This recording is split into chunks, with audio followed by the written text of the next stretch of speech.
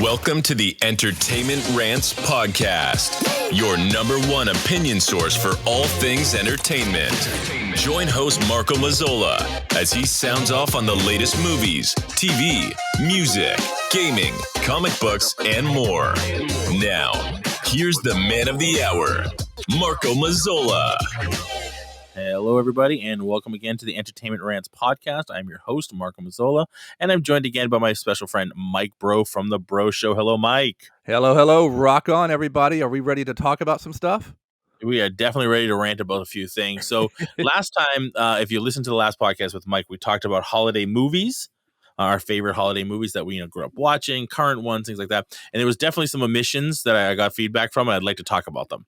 How could you have forgotten those? Come on. I know. And it definitely, even after we turned off the mics, I'm like, yeah, we definitely missed a few. So one of the stark ones that I was talking to my wife about was one of her favorites is Home Alone. Oh my God, that is such a the Home Alone series all centers around Christmas. That is a great film, and funny you mentioned that one because just today there's a great series on YouTube done by a real life lawyer who talks about what crimes were committed in the movie itself, including. I was just watching that same thing with a guy talking about illegal things that happen in movies or things. It's really weird. I was watching the Jurassic Park one. It's really weird that you say that. We didn't pre-discuss this. That's fantastic. I was watching the Jurassic Park one. He's just like, yeah, that all shit is illegal. You can't do that. That's liability right there. That's an ocean nightmare. Right. So I didn't watch the Home Alone one. Talk to me about that one for a second. Oh my God. The fact that he pointed out that not only are the parents in trouble because child abandonment and all that. Absolutely. Yeah. That's DSS. And that's a feeding ground for DSS. Absolutely. Right. And the crooks are, in trouble. But Kevin McAllister himself was in a huge amount of trouble, potentially for the damage and pain he inflicted on those poor guys. But he's a minor. How bad is he going to get in trouble? I mean, he's not even like a teenager. Well, I mean, I think they sent him to juvie for defending himself and slamming paint cans into, burglars' faces and, roasting their head off. And he was funny. He was talking about the fact that Kevin McAllister might be a little bit of a psycho because he's absolutely a psycho. There's definitely such adult things. The kid ran out of his house. He should just run to the police station. He ran all over town. He was at the church. He was different places. He should have just ran to the police station. Although the most trouble he could have gotten in were gone, right? Most of the neighbors were out; they were away, right? Because you could tell by the timers. But not all the neighbors were away. He could have run to one of their houses. He could have run to the police station. Anywhere he could have gone other than staying at home and quote unquote defending his home, right? I mean, that's as a martial arts instructor, we tell the kids the same thing. Don't buy. I know you know martial arts, but you're not going to defend against a man 3 times your size, possibly armed. Just run away. Use your legs to run. That's the best way to use your legs. So, the best thing he could have done is just run to a police station and told them what's going on. He stands there, and it's the movie, so you have to suspend that disbelief that now that otherwise there is no Home Alone series. But he stays there to defend his home and creates all these insane traps and things to torture them with. He's a psycho. He's absolutely a psychopath. There's another great video I've seen way back, maybe 2-3 years ago, where they explain how the traps could really hurt people, like the flamethrower on the head and all that. But my favorite is the paint cans. Like 3rd-degree burns minimum or more. You know what I mean? It's ridiculous. Plus the nail in the foot.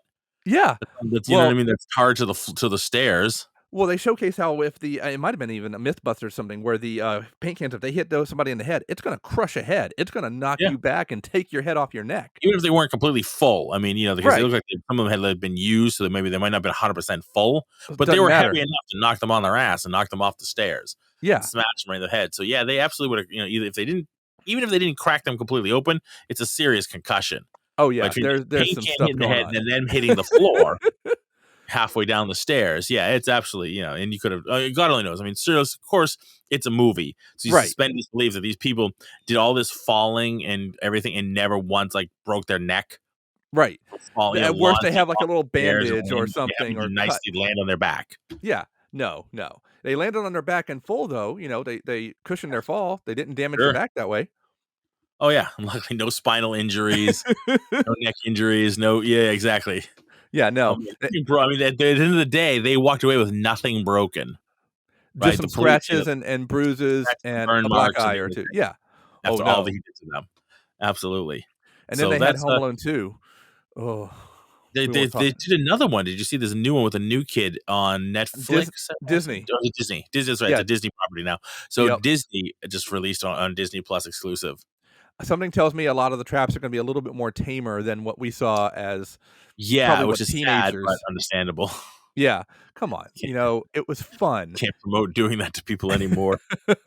Sure you can. You just and say it's an Which old movie or set in the old times. There's yeah. another movie coming out, 8-Bit Christmas or something that Neil Patrick Harris is gonna be in. I wanna see that. Yeah. Where he tries to get a Nintendo Entertainment System. I know. It looks like That's a modern version of A Christmas Story, which I love. I'm good with that. yeah. I know that's that's your favorite, right? We talked about that one Mhm. last week. So the other series that we omitted, and again, one of my wife's favorite series is The Santa Claus with Tim Allen. Yes. And they did 3 of them. Yep. The first one, I don't know. I don't have a favorite myself. I like the series well enough. It's not my go-to. Like I don't watch it every year. I only watch it now because my wife loves to watch them, so we do Right. watch them. But it's not one I'll watch on repeat like Elf or Christmas Vacation. Right. They're good. I like that it was a nice twist to the whole Santa Claus thing, that it was actually there's a Santa Claus, a law-like clause that you hold Yes. this card or something happens to Santa, you become Santa. Yeah. And here comes Tim Allen. He starts, he blows up and there he is. He's Santa Claus. Yeah. The once a year. backstory, yeah, exactly. I thought the premise was great. Yeah. There was a fun, like you said, a fun twist to it. We hadn't really seen that before.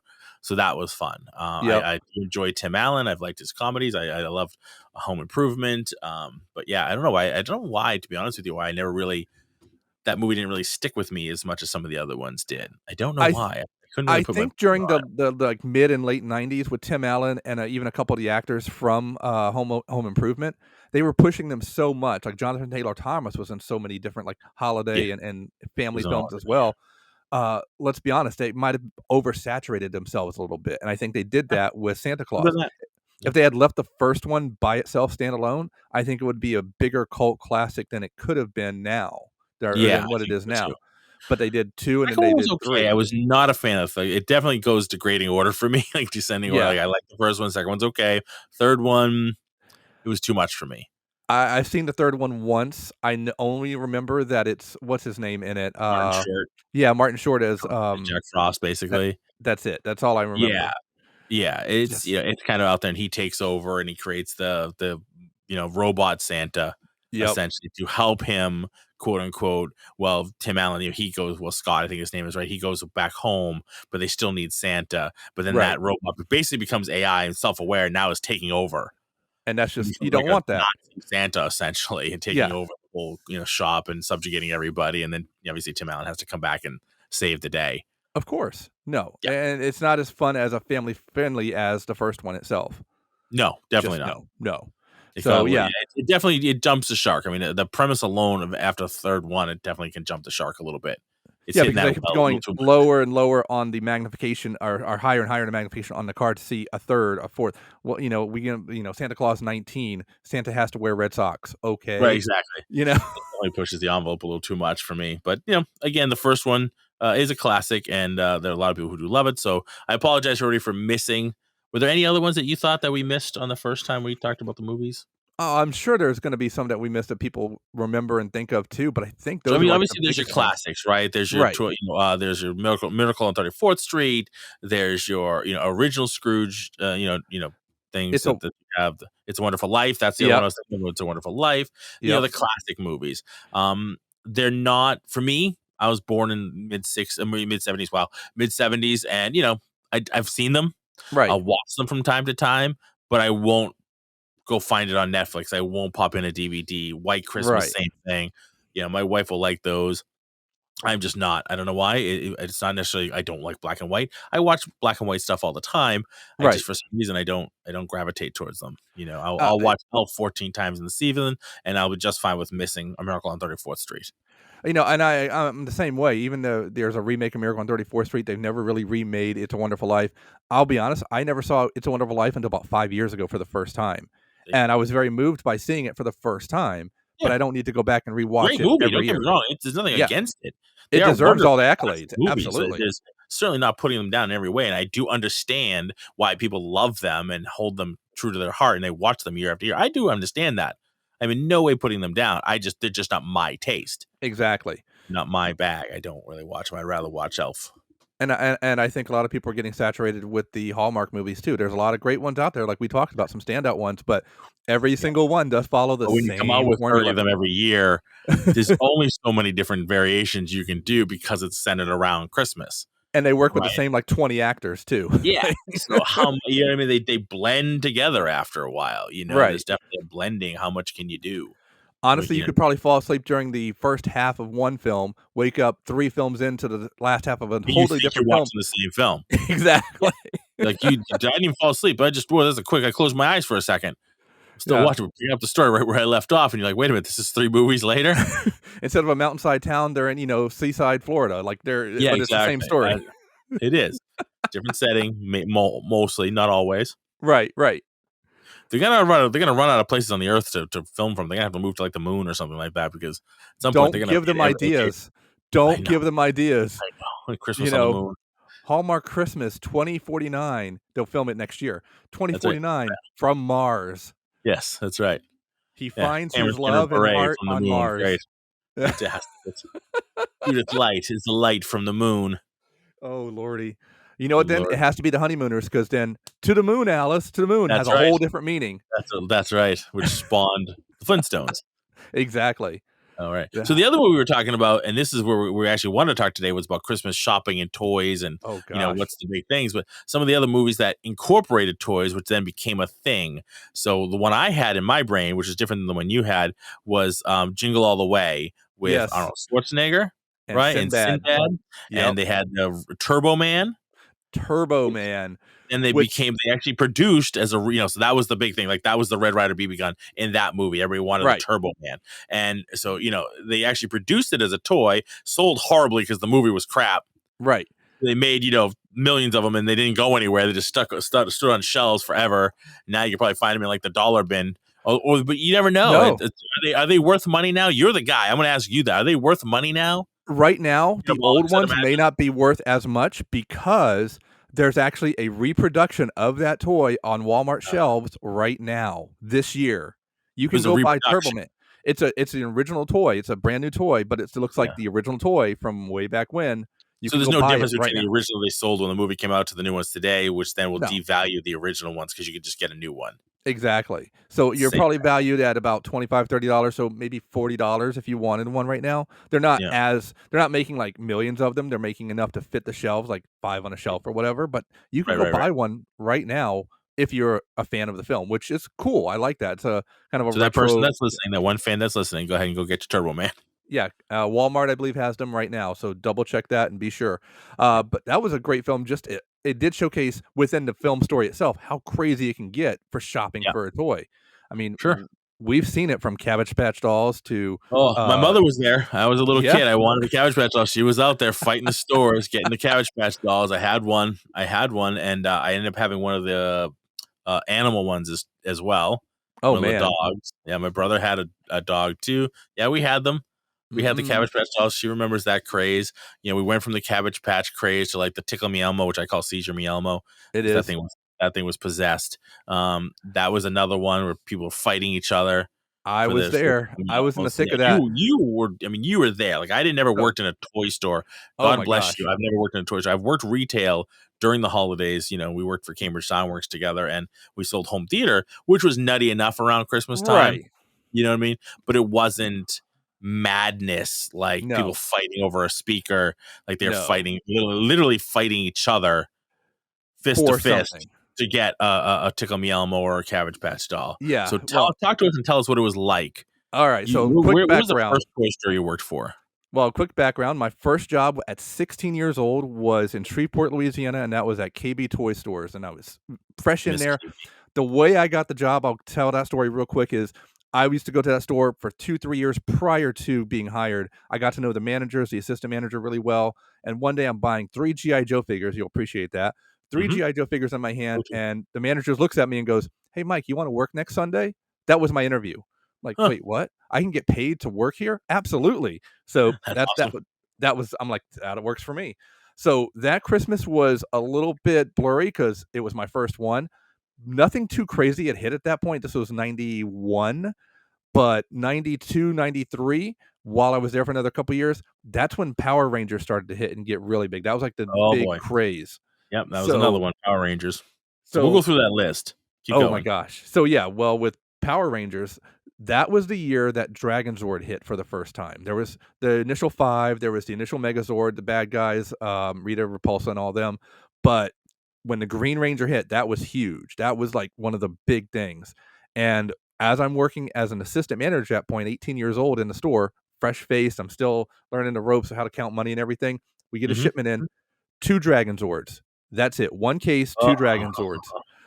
And I'm going, okay, I'll put these out with the Power Ranger display on the front. However, I'm a robot collector. I like these. I like the look. I'm going to keep one for myself and buy it at the end of the day. I put it behind the Oh counter. boy. You can see it. The other one's on the shelf. 2 women walk up. They see it. They see the one Dragon Zord on the shelf right in the front of the store. They both reach for it at the same time, Oh no. and they go, "No, that's mine. No, that's mine." And I swear to you, I saw purses flying. I Yeah. mean, purses hitting each other in the head, in the sides, in the like wham, wham, wham, wham, wham. I'm like, what in the hell is going on? And So then you one of them, kept one for yourself, left and one on it's the shelf. So essentially you started this fight. I did. Now here's the kicker. 'Cause if you It's left them both on the shelf, they both would have taken one. Yeah, but then I wouldn't have mine. Here's the Uh, thing. which Here's just the goes back to what I'm saying. You started the fight. Thank you, thank you. No So problem. here's the best part: is one of them sees the one behind the counter that I have for me, for Yeah. myself, and I go, "No, no, that's mine. Y'all keep going." So once it got, I can completely Yeah, I pushed it just out told them it's still. on hold for someone. No, I said it was hold for me. I told him it was mine. You told them the truth? I You was well, you were I 16. I was 18 and ballsy. Let's be 18. honest. Yeah, you were 18. Is that the right So word? yeah, Or naive? I don't know. You're still like, new to this whole thing. Like, "Yeah, don't tell them it's for me. Tell them it's on hold for a customer." Yeah, no, I'm like, "Screw it, this is mine." So, I'm letting them go, and once it starts to get really bad and I see a little blood, I call security. They come out, they stop the fight, and I go, "She won." I picked the one who did the best hits and everything, like, "She won, There she you gets go. to buy it." You got the best So, hits, yeah. So it was I a was technical knockout. Got it. yeah, as a technical knockout, they won. I'm like, "Okay." So that was, like, my first, like, "What the hell just So they didn't happened just here?" kick them both out of the store and get nothing? No, I they said, "Ladies, you gotta, figure out what you wanna do here." And, they asked me, "Hey, who can buy this?" I go, "Well, she got the most licks in, but I think she got the technical knockout, so boom, you got it. Go figure." And Wow. yeah, You're and lucky I she told didn't the other wait for one you outside. I I was very lucky. I told the other one, like, "Check back with us in about a week, we get another shipment in, we should have some more in." So, nice and simple. Would you have held one for her? If she said, "Can you hold one for me?" Possibly, but I don't think she was thinking straight at the time, so, No, she got I hit in the never head a saw bunch of times. No, probably yeah, not. I never saw her come back, so Yeah. oops. Oh, well. Um She probably found it somewhere else. Yeah.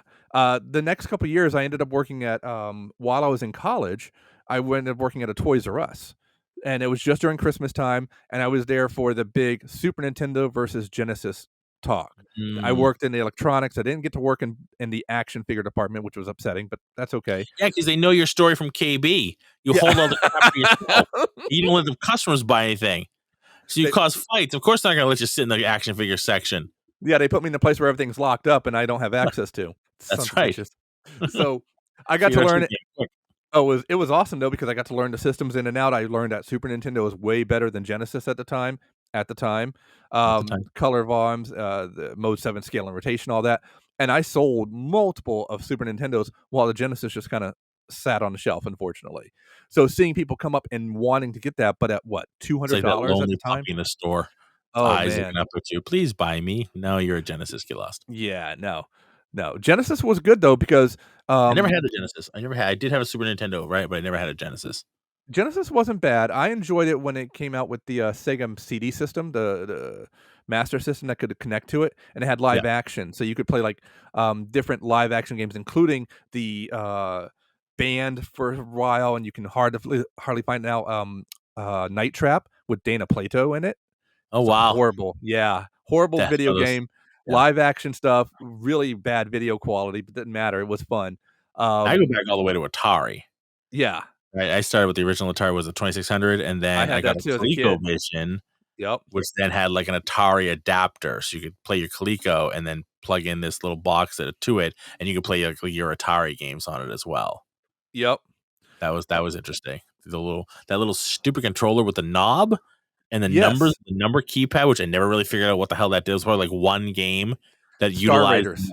That's what it was. Star Raiders. That I love whole that game. funkin' keypad, number pad for one game. Yep.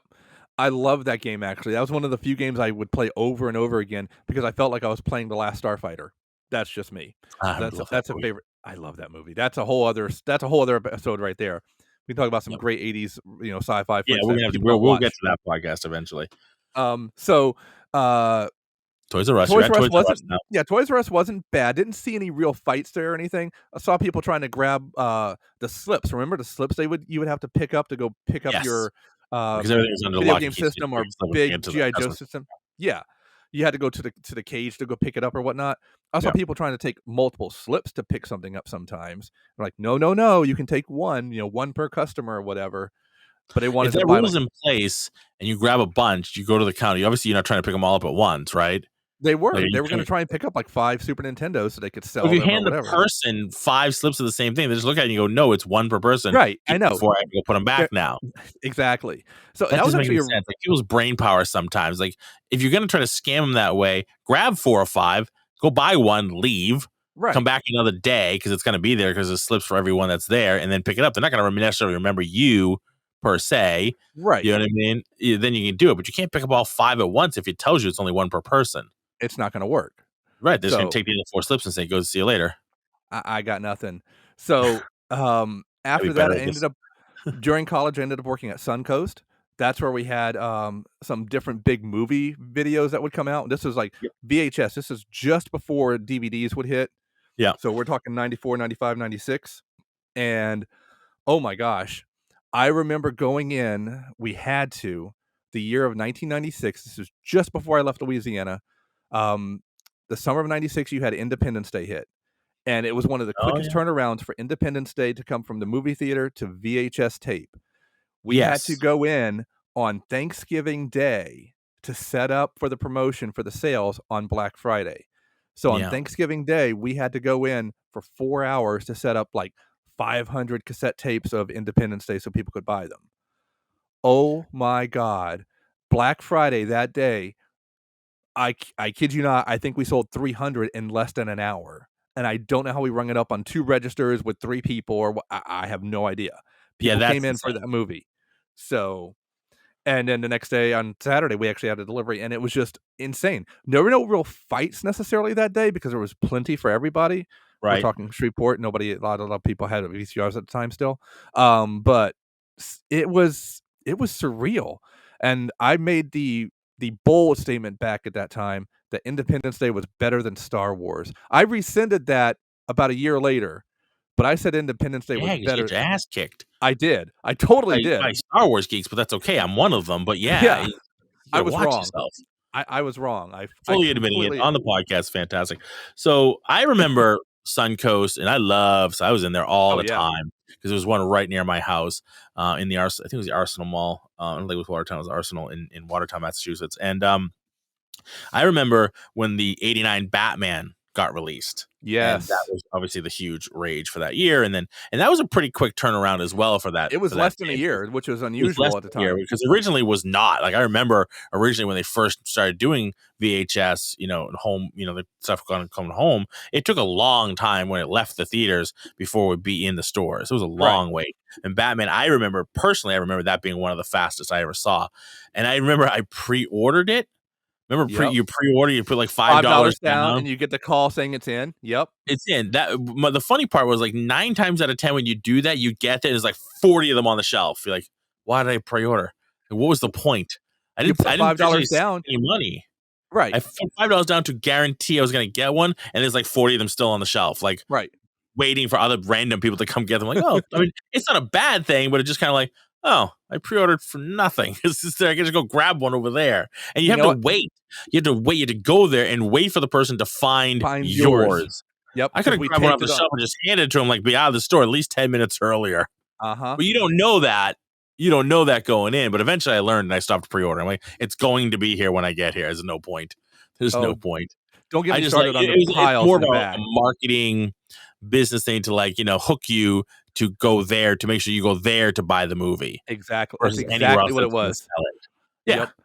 I You know, mean, because now you put your $5 down there while you're there buying something else. You're right. going to come back there to get your movie and not just happen to be in a Walmart and get it.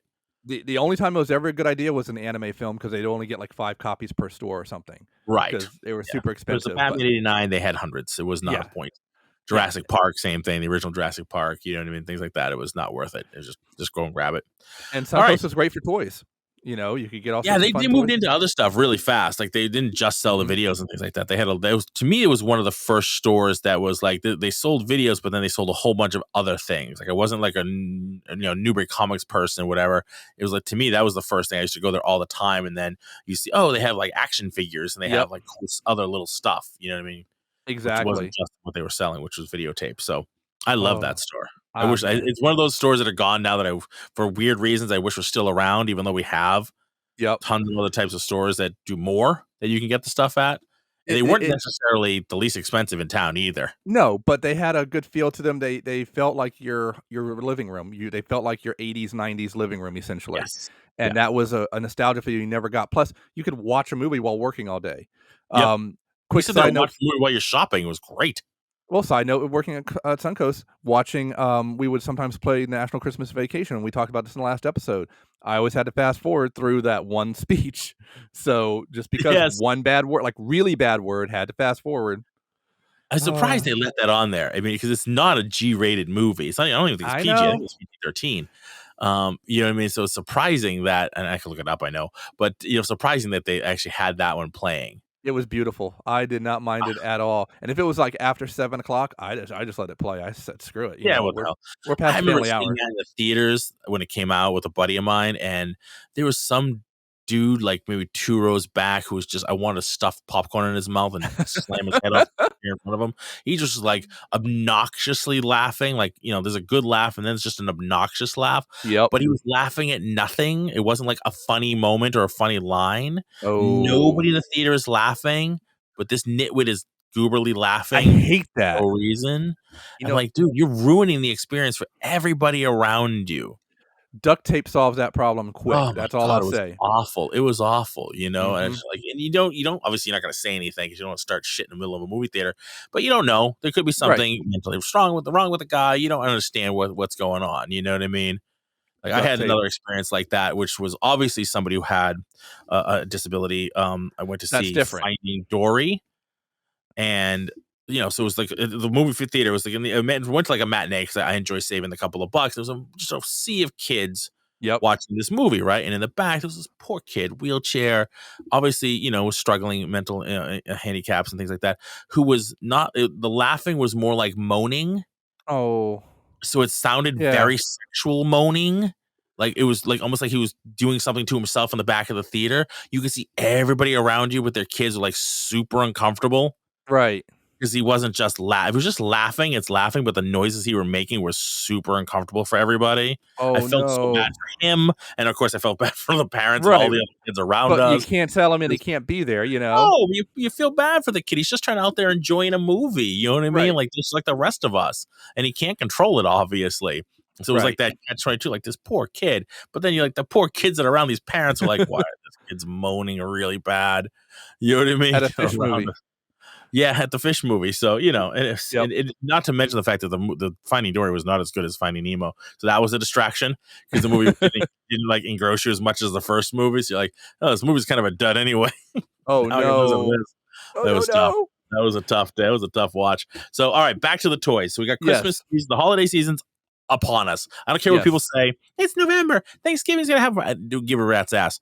Nope. It's Christmas. It's November. It's Christmas here. is starting. You go to the stores. The Christmas shit's already out.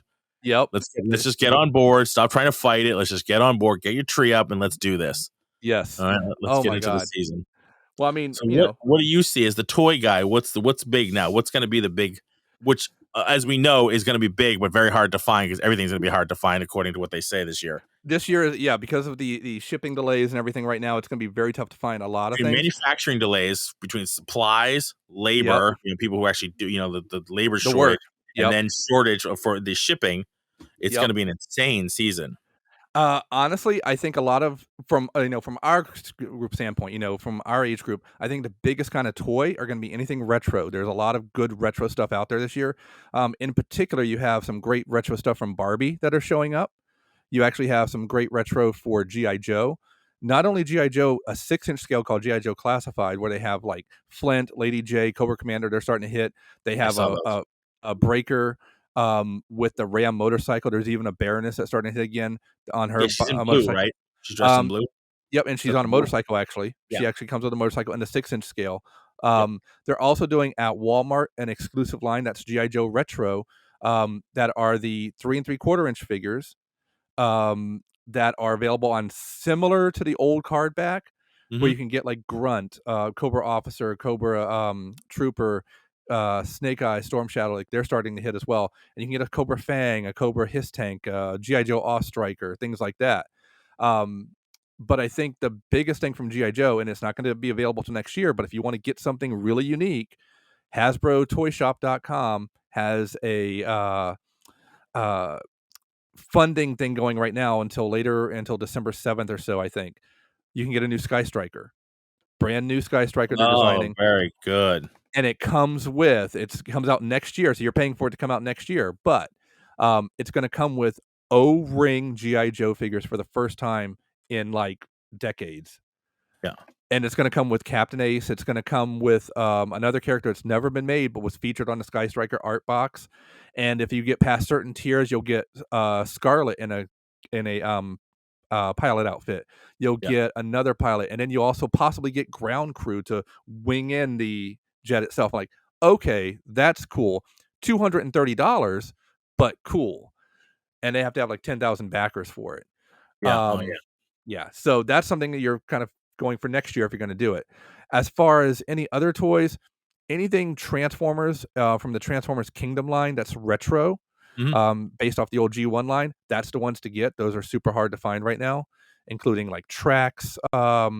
There's Beast Wars is hitting its 25th anniversary. There are Beast Wars toys from Transformers out right now, Yeah. including some retro ones from the original toy line. I say grab those. Those are at Walmart right now too. Um, Trying to think of anything. Oh, and last but not least, I can't forget He-Man. He-Man has 3 different toy lines out there right now. The biggest being for the new we talked about it before, the new, um, Kevin Smith He-Man line, Yes. a cartoon that's gonna premiere later this month, actually, in November here. There's new toys out hitting for that right now, or starting to hit for that line. There's also the retro He-Man line where they just added articulation to the classic line we had as kids. Matter of fact, just today, I picked up a Webster or Web Store, or however you want it, not the little kid from the show, but Web Store, had to pick him up because he just looks cool. And last but not least, He-Man Masters of the Universe, the kids cartoon that has the uh, kind of super deformed look, but really cool looking figures for those kids. I think Yeah. that's great too. Kind of on the more tech side, you've got the Roblox and Fortnite figures and toys that go with that. I think those are hitting really big for people. Lego's always huge, especially any Yeah. of the new Lego. Spider-Man Lego figures coming out, or sets coming out for the movie itself. Marvel Legends is kind of slow right now. Eternals are not selling as well as I would think they would, but anything Spider-Man Far From Home selling Yeah. right off the shelf. They're starting to hit. And last but not least, pop figures. You can't go Yeah. wrong with pop figures, and we You know can't this. go wrong with pop figures. Did you see they raised the price? Yes, they did. So So talk about that for a second, because I was watching some YouTubers today, and I guess people are losing their collective minds on the price increase. And not only did I want to choke out the guy who was doing the review, I want to choke out the idiots who are like, it's a shame. No, it's not. It's business. They haven't raised prices in years. right. It's a It's company, and I'm pretty sure it's a public company now. Is it a public company? Did they go I public? think so. I feel like they did. But either way, but if it is a public company, you definitely have to swallow the fact that they're going to raise prices from time to time.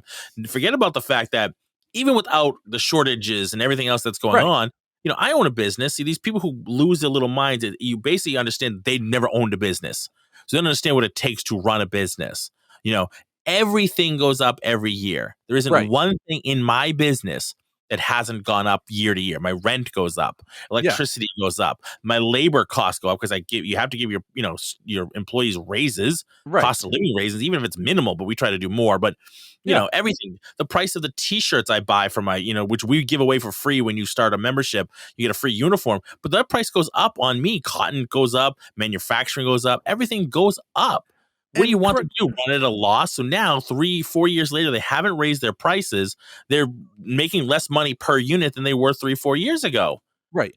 Now, we're doing a price increase in our school in January. You know what I mean? And we're lucky; nobody really complains about it. But because they understand, everything goes up. It's the way of the world. And they didn't go exceed. I didn't think they went crazy. Generic pops are $1 more. Okay, I know that's some what I was gonna ask. $5 more, and that's really where they're losing their minds. The sodas went up a few dollars, not just one, which I think all right. But who knows what it takes to produce those? Because you have to make the can. It's not just the right. You know what I mean? So I'm sure they didn't just try to gouge everybody. Say, the sodas are really popular, so let's just jump it up $3 or $4, whatever it went up. I'm sure making those things went up because it couldn't. Who knows? Making the cans are different than making the boxes, right? For the you know what I mean. So here's the production of those cans probably went up significantly more than making a box. Here's the thing. I can go back and look at a particular toy line, Marvel Legends. Now, you remember when I was buying these way back when they first hit. I mean, we're talking 1997, or no, I'm sorry, 99. Marvel Legends first comes out from Toy Biz. Those figures were selling at KB Toys for $12.99 each at most. They were on big plastic plastic cards and whatnot. They came with a comic book. They had all that articulation, all those parts put into the figure, $12.99. Fast forward 10 years, Toy Biz has lost the license. Hasbro's taking it over. They're now $15.99. You're now losing the comic book. You're getting on a cardboard back. You're getting a little bit minimalist packaging, but you're also getting a Build-A-Figure part every wave. You're getting one where you buy all 6 figures in a wave. You can build another figure. Cost $15.99. So you're getting one for free, basically. Right. Fast forward to now, you're spending anywhere from $19.99 to $29.99 per figure. Not all of them are going to actually have Build-A-Figure parts in them. The packaging's a little bit more ornate. They're going to start going more packaging friendly with less plastic soon enough, though. That makes sense. You have to. At some point, you have to. It's an environmental disaster, right? With all these plastic parts and plastic pieces, and the packaging is out of their mind. Those original ones was just all plastic, right? And you can look at a Marvel Legends figure from now to one from 1999 and go, okay, I see where they added parts here. They did better articulation there, much better paint application. So you're paying for the increase in style, design, and everything. With a pop, you're not necessarily adding more parts or more detail necessarily, but you're adding more paint apps. You're adding more design. You're paying more for a license. You're paying more to get those things here on time. Shut the, pardon the French, shut the fuck up. Pay the extra dollars. No, I agree. You know what? You're going to lose a little bit of your money. You're just mad because you're not going to make as much profit when you resell it yourself. That's what's going to happen. But that's not exactly true. You know what I mean? That's not exactly true because, the price went up. Right. So your price to resell is going to go up. You're going to resell it for a higher amount. Just adjust your prices. Exactly. But nobody wants to do that because it makes them look bad. Buying it from you are going to understand that you bought it at a higher price. Right. You think they would, but they think that their perception is the perception of the actual value itself. They're thinking that my toy is $29.99. I bought it for $10. I'm making a $20 profit or whatever. Now I'm having to spend $11 for it, but I'm still going to sell it for $30 because the perception is I'm a better seller. No, raise your price by $1. People are going to understand, but they're not going to want to do that. So then they're going to lose out, and eventually, just like anything, the water will settle down, and they'll do it because they understand that if you want to make your same profit, then you just have to do it, and people will adjust. Exactly. People will adjust. You know what I'm saying? Because they have to at some point. You have to. You'll have to adjust the fact that it costs $1 more. And on top of that, too, you can't base your business model on products that their prices fluctuate up and down. Once it hits a certain price level, it's not going to go up anymore. 9 times out of 10. Short of, unless you have an amazing fantasy number 15 with your first appearance of Spider-Man, that's different. You're not going to have anything like that right now. It takes at least 20 years for something to hit that kind of value at that point. Right. You're not going to have anything like that. So shut the fuck up. Sell it. Buy it. Sell it for a little bit more. $1 on and be done with it. Done. It's $1. It's literally me. $1. Yeah, and if it's $5 for a larger one, you know what? You're getting more stuff than at that point too, because they're packaging and something extra. So, like for me, I don't buy a lot of pops. I know you do. 168 or whatever. No, I think we're up to 188 now. But I want that Insane. Tiamat one with the. Look at you, each just for one now. Oh my gosh. So it's the Nice. Homeland one. I actually got one for myself. We're doing the boys. A buddy of mine is coming in tomorrow to do the boys podcast. Oh, nice. So a tradition on our show is, and did I ever send you one? Did I send you one? Yeah, I think so. I don't know if I didn't, I will.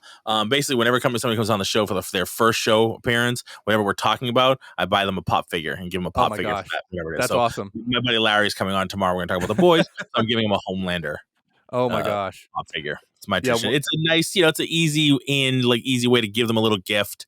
Right. Yeah, it's not superly expensive. I mean, now it is. Now it's $12, son of a bitch. Oh. So no, I bought it at Newbury Comics the other day. It was still $11. Right. So it's not a big deal. But yeah, the extra dollar does not bother me at all. It doesn't. People losing their minds, like the 10-inch ones they went up like $5. Well, first of all, you're buying a 10-inch. What are you doing? I don't even understand why the 10-inch ones exist. Hold on, I know what they're doing. They're looking for to put the batteries in there. Anyway, bump. Yeah, exactly. I agree.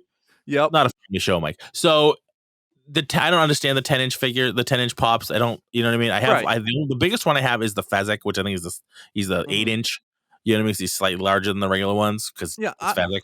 I get the big ones. I can deal with that. I don't understand the 10-inch. Like you see people with their wall of pops behind them. Imagine if that was all 10-inch. Where would you store those? I don't understand the point of those. You get those for you get Galactus, you get a Unicron, you get I don't need a giant size Superman. Right, exactly. You don't need a 10-inch Batman, and I love Batman, but I don't need a 10-inch Batman taking up wall shelf. No, or storage shelf. It's hard enough to display, and I don't yet have 188 pops displayed.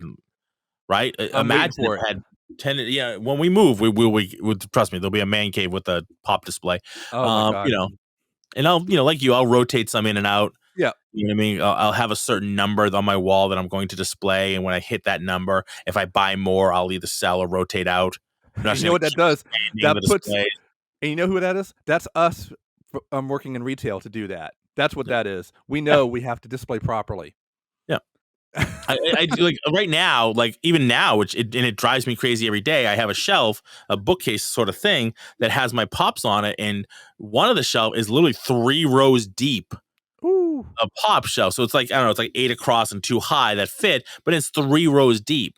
And it irks me because you can't see the other ones behind the first row. Right. What the hell is the point of having them there? You can't even see them. Do you have enough space to put a riser between each one in the back? No, because they're literally on top of each other. Oh, okay. That's the tippity top of that particular shelf. My next shelf down below has a lot of the open ones that I have, plus a couple of like Batman statues and things like that. And then the bottom shelf up against the back is another 2 rows, top and bottom. And then in front of that are some of my open pops. Okay. My original ones that I got, my couple of my original Bob Ross and Michael Scott or whatever, a couple of Batman or whatever, like that's there. So those are open. Right. But then there's the top shelf is 3 rows deep. You can't see the ones behind. And I know people do that. They display them like that. It's like, what is the point? Right. You don't see it then unless you're rotating them all the time. Tops, I can't see 3/4 of it. Yeah. If you're going to do it, how can you one enjoy deep on the wall? Yeah, one deep on the wall, and the wall is just pops or something. Yeah, and that'll be into what I do. Like I'm gonna probably have to make some custom shelving just deep enough to put pops on. You know what I mean? And just do it that way. That'll be what I'll end up doing. So, where are you shopping this year for Christmas? Honestly, for me, it's going to be a little bit of for myself, for toys or anything, or for anything I'm buying for people. A little bit of Walmart, a little bit of Target, nothing crazy. Hallmark, obviously, for cards and gift wrap. For obvious reasons. But if you want to get some of the best deals on like toys and things like that for us, besides eBay and things, Amazon has some great deals that'll pop up soon. MattelCreations.com have a lot of great unique pieces, including, I think I saw the price at $130 or $140. Hot Wheels car from Gucci. From Gucci. It's a Gucci Hot Wheels car limited edition. The package it comes in is actual Gucci, like purse material or whatever. It's just a regular sized Hot Wheels car, and it's like a Rolls Royce or whatever. Gucci car. So stuff like that is what they have. They had an edition for Castle Grayskull that included some of the stickers that you would put in your Castle Grayskull that had like the trap underneath of the grate with the creatures underneath and everything. Okay. It are now turned into plastic pieces you can put into your Castle Grayskull if you want, where it's like a plastic grate and then the tentacles reaching out through it like plastic tentacles and everything. And even a sparring robot for He-Man, like stuff like that. Things like that are cool at Mattel Creations. HasbroToyShop.com is a great place for like the Sky Striker if you want to get that for someone to fund it or whatever. Other G.I. Joe pieces, other Transformers. They have Power Rangers licensed there now too. Nice. So you can go there for a lot of things, and I highly recommend them. Also, my favorite online toy store, if you want to go anywhere for just anything, BigBadToyStore.com. I Yes. cannot I I've been cannot on talk shop there. enough about them. I've been Yep. shopping with them since '99, and oh my gosh, every single time, nothing comes in bad, nothing comes in Right. late.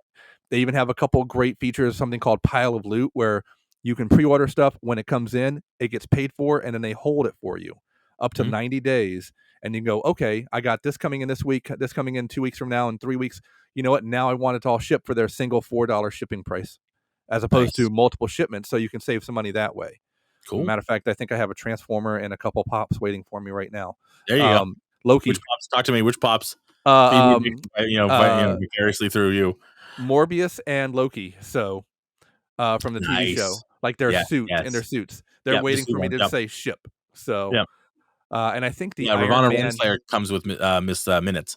Did you see Yes, that? I saw that, but it's I'm tiny half Miss tempted Minutes. just because I want Miss Minutes because I couldn't care less about Ravonna the Renslayer, but I like Miss Minutes. I But want Miss Minutes as a regular size pop, or I would see she would be good as a big pop, as like one of the yeah, 10-inch ones, because then she'd be life size to us.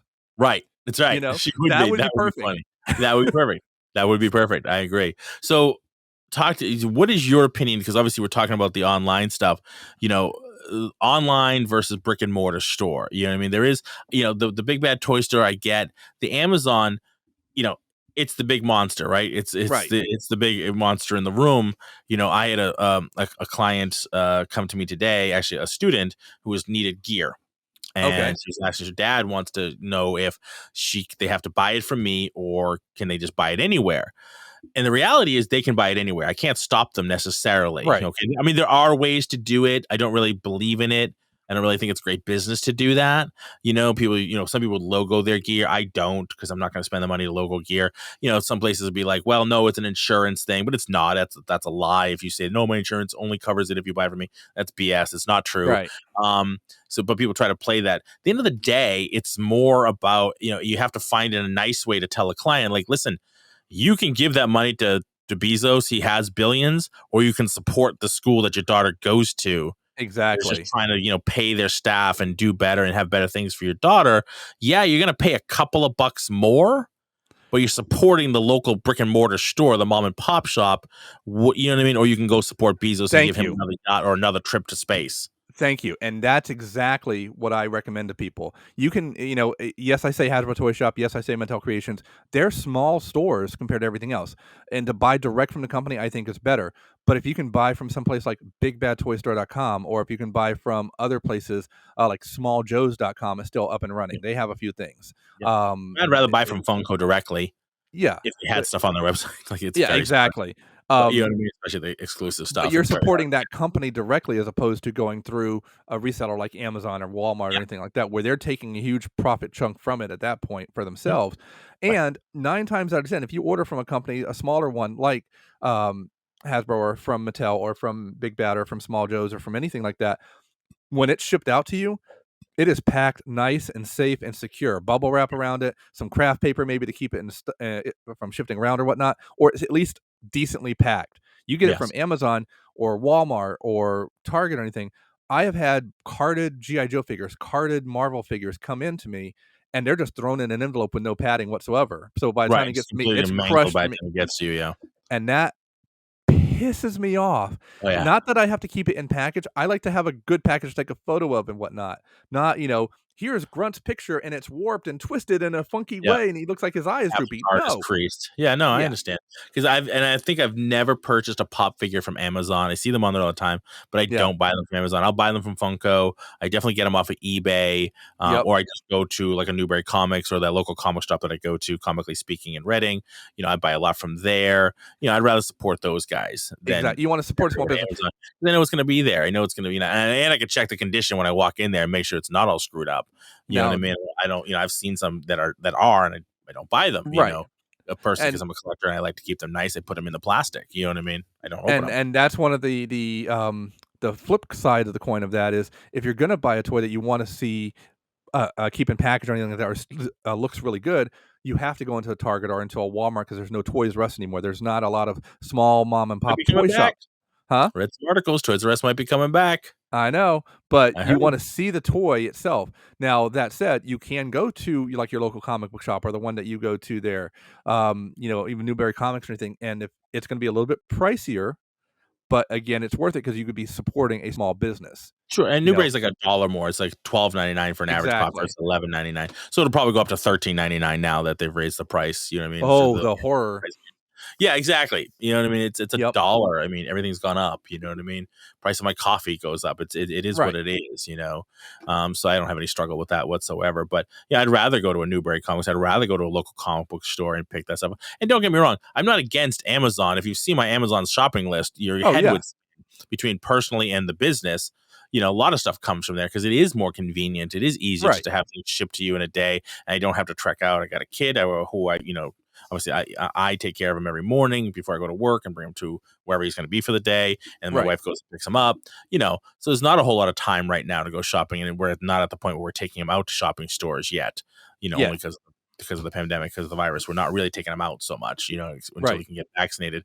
So I go shopping all the time, but when I have to be with him, I don't have that time, so I don't. So I just Amazon it. I'm not against them, but when I can buy locally, I do.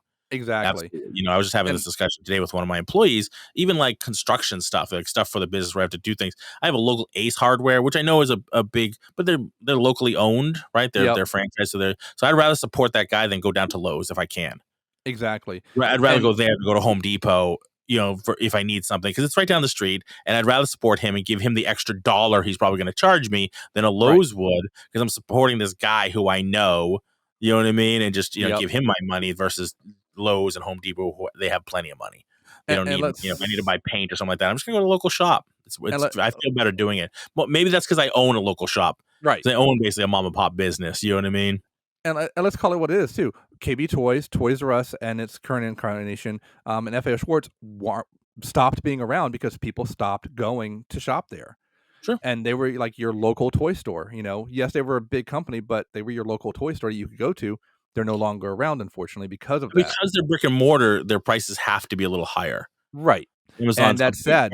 But there was also that camaraderie of going into the store and meeting people of like mind that you're shopping with, whether it be collectors like us or kids able to interact with other kids and go, oh, that's a cool big ball. Let's bounce it around. All the collectible stuff I buy, I could buy online. I don't. Right. I go to a local shop. I was down at the comic book store the other day after they had their big sale, talking to the guys, got a couple of Mickey Mouse pops, and I had a wonderful conversation with the guys that worked there. I mean, I was talking probably 45 minutes there.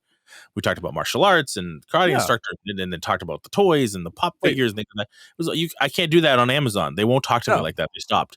So Wait, were you talking to the screening like, hey, I want to? No, you can get the assistants online. You can get the assistants online. So, but you can't get that kind of experience, right? In Amazon or any of the big shops. So, have you checked out? I think it's Big Apple Collectibles.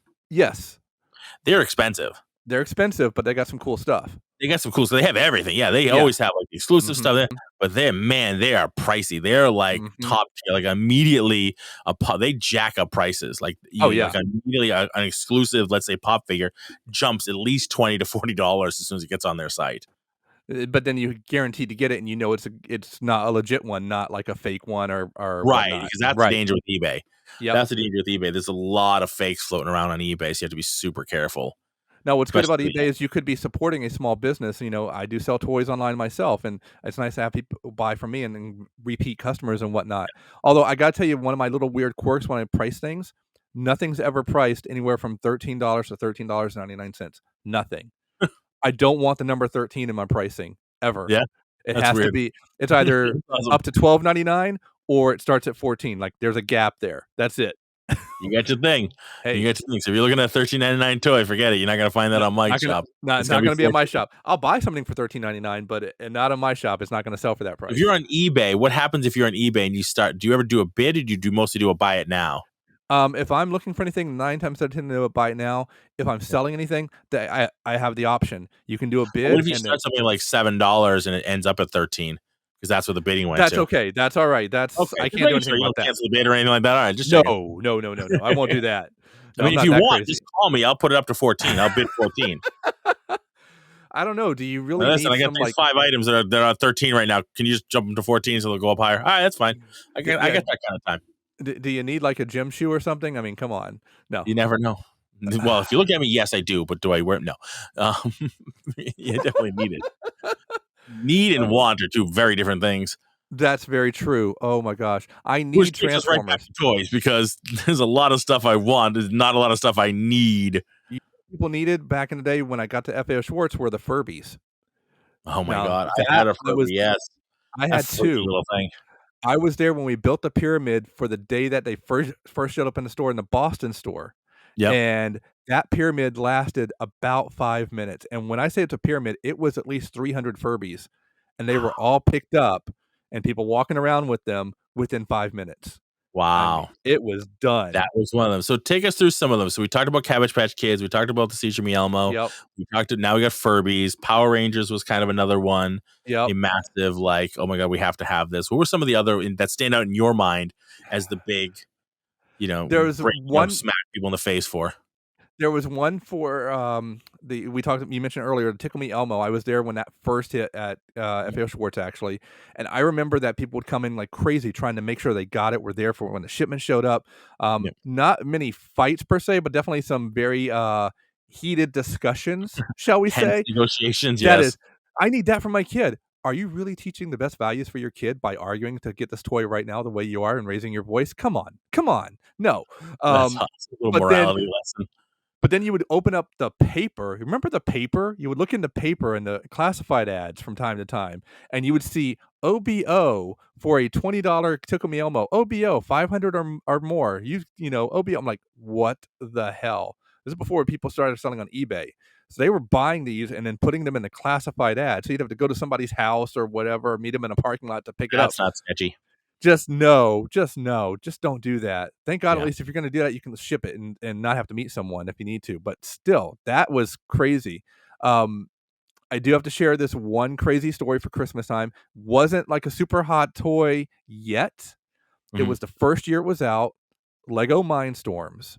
And when that first hit, programmable kits for building Lego robots and things like that.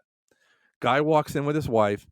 He's looking at it, and I go, "Hey, sir, so you're looking at Lego Mindstorms? It's a brand new thing. It does this really cool programming stuff for kids. They can learn how to do BASIC and all this at the time." It's like, "Oh, that's really cool." And this was just before the holidays, maybe like now, like a couple weeks before Thanksgiving.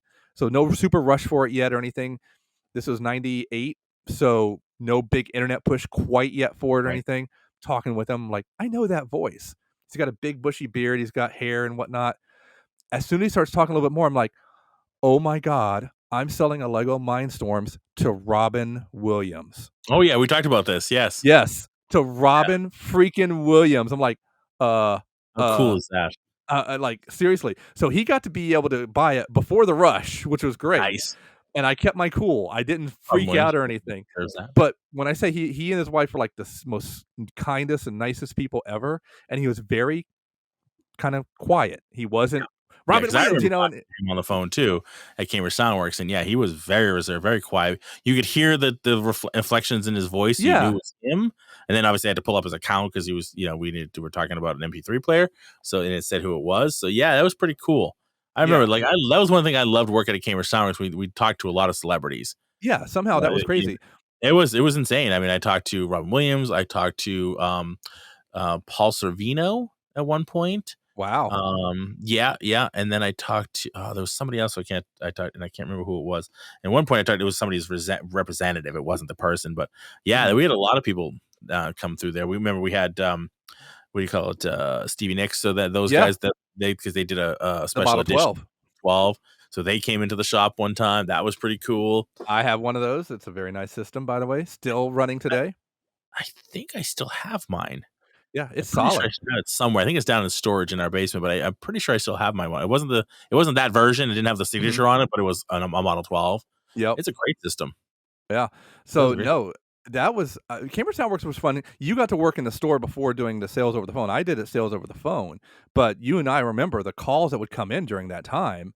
It wasn't fighting over the system directly in front of you, but it was fighting to get into the call queue to get sales that time. Yes, that was insane. That Mhm. was insanity. I worked there for 16 years, so essentially 16 Christmases I worked at that place, and most of it was on the phones. In the last like 5 or 6 years, I was in the marketing department where I did the website, so that wasn't as bad. However, the worst part about that was once Creative Labs bought us and they Right. went to quote unquote war with Apple and created their own MP3 players, the nitwits. They were going to beat the Apple ones instead of just making products that work with Apple. They just try to compete with them with their Zen players and Nanos and all that. Nomad. It was very, it's a Singaporean company, so they dealt very much in that mentality. Whereas, you make 30 different colors, one person's going to buy all 30. Right. Or Apple even now doesn't make a ton of different variations, maybe 5 or 6 color variations, but that's it. We Right. had so many, and they had a ton of different versions, like 10 different players levels. Yep. And then everyone had like 20 to 30 different colors and kumquat and lemon yellow. And I remember having to enter every single effing product into the system. You had to create the parent product and all the child products Right. for people to be able to see it. It was just a nightmare. That was crazy. And then you had to sell 3 of them was awesome. Yeah. Because it wasn't. And then the 2 out of 3 came back broken. So, it was Had just. they It was stuck to speakers only, to systems like that only, I think it would be even still if they here. speakers that supported their creative, their sound cards, things like that. Yep. That would have been great, but they didn't. They forced us to do all this ridiculous selling. So Christmas time was an absolute nightmare. It was, not toy nightmare, definitely not toy nightmare, but still had its problems and nightmares. It was big boy toys. That's what it was. It was big boy toys. It was big boy toys. People weren't fighting over the stuff, but people lose their little minds on it. Yeah, absolutely. But I will say I did love selling. My favorite absolute product was the Model 88, the radio with the CD player. Let's be honest, it sounded, yeah. We dubbed it the boomerang because it was like 9 out of 10 of them would come back. But it sounded great. It sounded amazing. If they could, the problem with the issue with Cambridge Soundworks always had was that their speakers were top notch. They beat Bose. They beat 99% of the speakers out there. The quality was there. Right. And when they hit into electronics, because they didn't build most of that stuff in house, it was all sourced. It was shit. It was the lowest bidder. You know what I mean? Whoever was the lowest bidder. Right. You know what I mean? To sell us the parts. You pay the lowest price, you're going to get the lowest quality product. And we figured, they never figured that out. And things like the Model 80, which again, because the speaker system inside was amazing, right, it would come back because the electronics inside would constantly fail. And that's all it was. Right, exactly. It wasn't like you had a speaker problem or anything like that. It was just the electronics were just crap, so they just constantly boomerang back to us. You had one person have to send them out, and and the company was amazing because they would just replace it, no questions asked, and not just replace it. Like Amazon will replace your stuff, but you had to send it back to us, but we would get UPS at some point to go pick it up from you. Right. It wasn't even on your dime because this was before now Amazon's wonderful. I have 2 items I need to send back. I literally just dropped the unpackaged item, like the unboxed item, just as long as it still has the original packaging. Right. I don't even have the Amazon box. I just hand them the item and show them the barcode. They take it, ship it, and pack it and ship it back to Amazon. And I immediately get my refund once UPS has it in their hands. It doesn't even wait to get back to Amazon. That's a great policy. Our policy back then was we'll send a call tag and UPS will come and get it. Eventually we stopped the call tag, but we just send you the return label. But we immediately send you out the new one. At the same time. And then you'd send the other one back to us eventually, right? It was as quick as you could at the time with the technology available. That's right, exactly. People still lost their minds. I had one guy on the phone. I finally had to whoever he was talking to. I don't remember who it was, but I was managing at the time, so I had to take the phone, and be like, all right, let me talk to him, because I could hear the person on the phone that our employee was just starting to get frustrated because this guy was just beating him down. Right, it's his second one. It's dude, I get it. It's it was his first or second one. Dude, I get it. It's broken. You're not happy, but it's a piece of electronic built by a human being who's not perfect. Once in a while, you're gonna get a broken one. I'm sorry. If you ever bought a car and nothing ever went wrong with the car, you know what I mean? Like you have to fix your cars, don't you? And it costs a lot more than a $200 radio. So just need to settle down. And we're making up for it. We're sending you a new one immediately. Like, you know, and that's the other thing with the holiday shopping. That's something you can talk to too. People lose their collective minds over stuff. We literally had a woman tell one of our employees, "You've ruined my gift giving pleasure." That was a direct quote from a lunatic woman who I think it was Chuck who was talking to her, and he's got off the phone. He's like, "She just told me we ruined her gift giving pleasure." Like that is somebody who has needs a lot more help than just buying a speaker or radio for somebody. But you know, it's also a big thing too, was also people trying to fake out us, like saying they didn't get something delivered to them on time or anything like that, or it was lost. But my absolute personal favorite, I don't know if you remember this or not, was the customer that called in and said, "You guys sent me a box for my speakers full of newspaper. Yeah, enough newspaper and rocks to weigh it down like it was a speaker. Somebody took my speaker, and you guys owe me new speakers." No, we don't think so. No, we don't. See that happening from an eBay auction, right? But not from a company who has a reputation to uphold. And this is like a repeat caller that would call like every couple weeks to complain about it. And I remember we had the system where we tracked where calls were coming from, and it was like a high theft area, or this person's phone number, like these 5 phone numbers for this one person were all scams. I'm like, because I would get that call and I have to pass it over to either you or Brian or whomever, and it was just crazy. Like, no, we're not. No, we definitely had our regulars. So you probably had your regulars too, right? When you're working at KB and Toys R Us. Did you have your regulars? I had my regulars who would come in and talk to me about Nintendo games, about G.I. Joe, about Spawn when I worked at KB Toys, because Spawn was big then at the time. And the 3 for $10 toys were always big. So they would ask me, "What's going to go for 3 for 10? When are you going to put the red marker on that price tag?" Like, well, number one, they usually come in pre-printed, but that's okay. I'll let you believe that I have that in writing there. No, I don't. Just no. Toys R Us. Yeah, Toys R Us, it was about the Super Nintendo. FAO Schwartz, once I got into Action City, it was really people talking to me about like Star Trek toys and Star Wars toys with Power of the Force and whatnot. And we had this one guy that would come into Action City at FAO Schwartz, a guy named Phil. And he didn't always buy, but he always wanted to talk. We always wanted to hire him too. But he's like, no, I got plenty of work already. Didn't see him for like 10 years, and I ran into him at a convention in Philadelphia at some point. He was selling posters at the time. Yeah, I'm like, okay, Phil's doing all right. It was a great time. So yeah, I had my regulars. They knew me either by face, not necessarily by name all the time. Cambridge Soundworks, I had a couple that would call, including the blind guy that reminded me, I had to talk about this the other day, a blind guy that called in, legally blind, couldn't see colors or could only see colors and shapes, and wanted me to help him hook up his home theater over the phone. So I was on the phone with him my entire shift. Yeah. I didn't make any sales. I got in a little trouble that day because I didn't make any sales. I know, exactly. Right. Like I cared. And then he called back up and did another he called back up like 3 weeks later or something and made like a $4,000 or $5,000 sale from me at the same time. Like, I want that was weird. That happens sometimes. If they didn't directly ask for you and you get transferred, sometimes you would just get them anyway. Even though the system was supposed to be random who it sent it to, how you get that same person. It was really strange to figure out how that worked. You know what? I enjoyed working because when I worked there, I was doing 4 days a week, 10-hour days. It was 40 hours a week, which was great. And I worked like Sunday through Tuesday or something like that, or Sunday through Wednesday, and had like Thursday and Saturdays off, which was great. I loved working Sundays because, don't tell anybody, but we would sometimes bring in one of the big screen TVs and just watch movies. Oh God, yeah. Yeah. All the time. So all the time when we were back on we made the street overnight shift.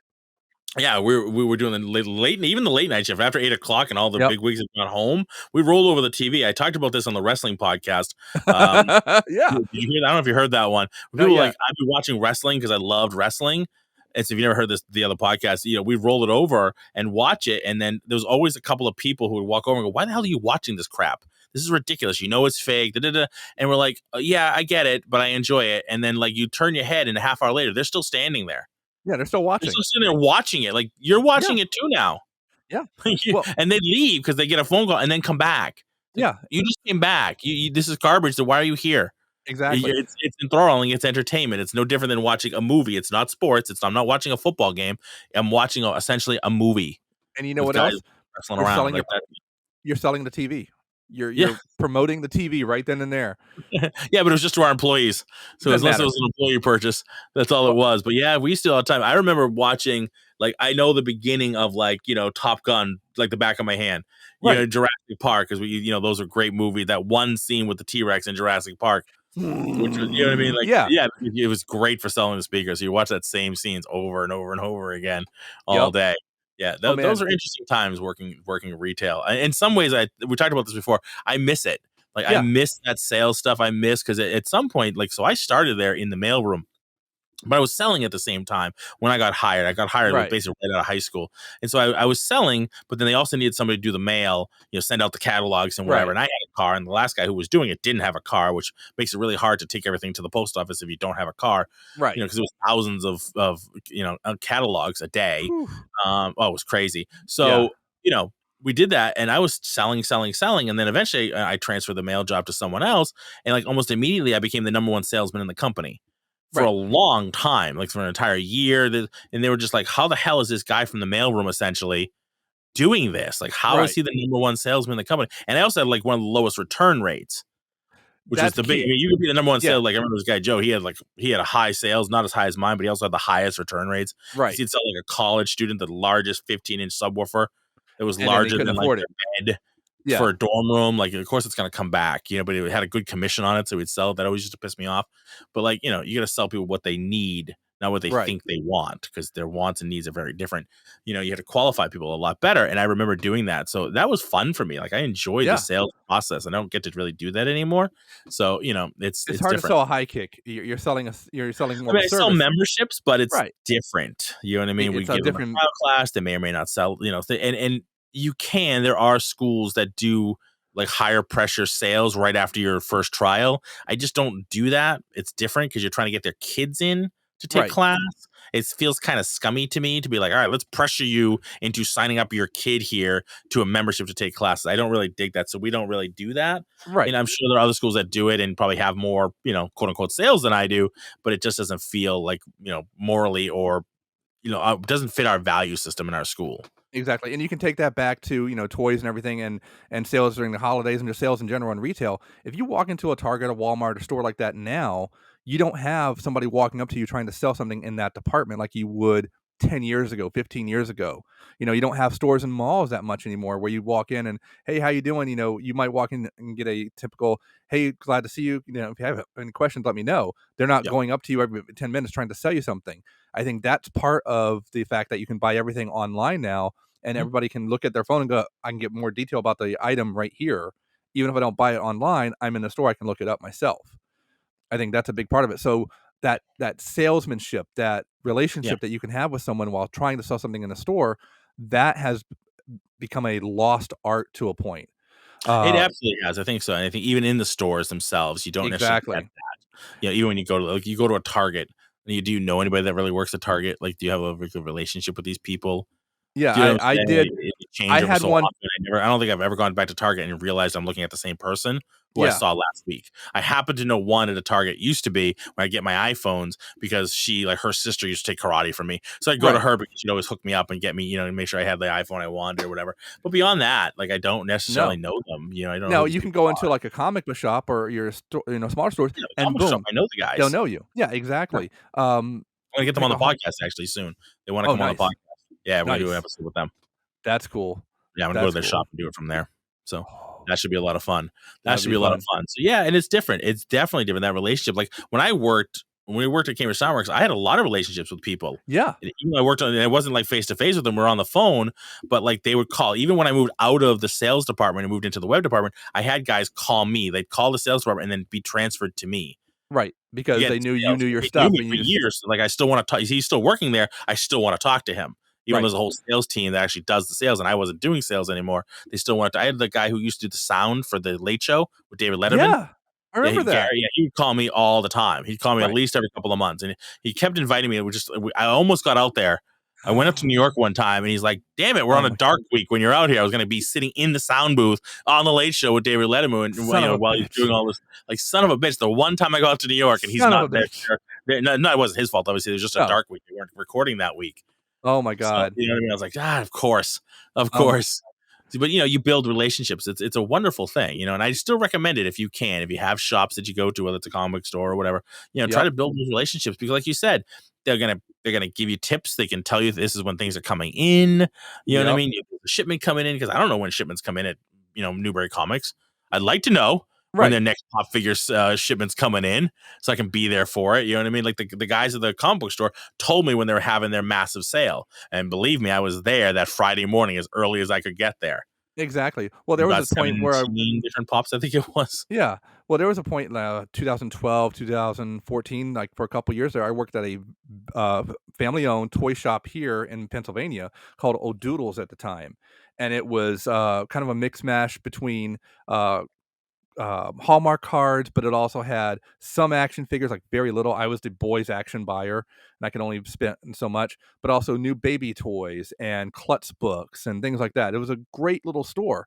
And Christmas time was fun, but it wasn't so busy that you couldn't have relationships with certain people that came in. And once a week, there would be like a certain kid that would come in and want a balloon that we would give out free, even if they didn't buy something. And he wanted a green balloon. Okay, you get a green balloon, and then his mom would come in and buy all his Christmas gifts and fail swoop from me type stuff. Yeah. So just the way it should be. And people would come in. It steps in a lot of ways too. Like you have that. It's important to build relationships. Yeah. It doesn't matter where it is. Like I have places like sub shops or whatever. They Yes. know me. Hey, Marco's here. And I remember going to certain places with my wife, and she's like, "Does everybody freaking know you wherever you go?" Yeah. I'm like, "Yeah, kinda. Yeah, Wait. not even just the local. It's local places right next to me. Some places a little further out. They Right. know me because I go there and I get to know them. There's a new place, the sub shop. It's not new. It's been around forever. But I went down there the first time the other day to try it out, and I made a connection with the guy. So when I go back in there, he's going to remember me. Right. You know what I mean? And I'll talk to the guy and I'll get to know them. It's like, why not? It's a human being. I'm just building a relationship here. That's all it is. And I think more people forget to do that, and they really should, especially around the holidays. This is the one thing I want to also talk about, or more of an advice section, if you will. When you go out there shopping and you're having to deal with the store employees directly, be kind. You know what I mean? Thank you. Don't be an ass. Okay. Oh. You might not get the thing you want. It's not that person's fault. Right. It was your case because you took one, you son of a bitch. But you held on to the bag. But that was your fault. The fight was your fault, and I'll always say that. But generally, it's not that employee's fault. Right. You know what I mean? If the toy is gone, it's out. You waited. You delayed. And supply and demand. They only got in 10. You're the 11th person. It is what it is. Don't take it out on the employee. Don't jump up and be an ass. Just move on. Go to eBay. Go to Amazon. Go to the next store. Do what you got to do. Part of it's the hunt, but there's no call to take it out on the store employees, the managers, and down the line. Thank you. They didn't do anything to you personally. It's not their fault. They're just working there like you do your job every day, and you don't freaking want people hassling you for shit that's out of your control. Don't pass it on to someone else just because you're frustrated. So I have a same thing that I'd say too. Customer service is a two-way street. Not only as the business, the employee, or whatnot, do you need to give good customer service and be courteous to the person that you're talking to, that you're selling something to, selling a service to, or anything like that, but you as the customer should also be courteous to that employee, to that business, to that person. Because if you're courteous, at least decent to them, and don't jump down their throats for things that they have no control over, then 9 times out of 10, even if there's something you want to buy or a service you want to get and you can't get it, that that employee, that business will do all they can to get it for you when they possibly can, or at least let you know when it's going to be available. And you know what? That's it. Just build that relationship.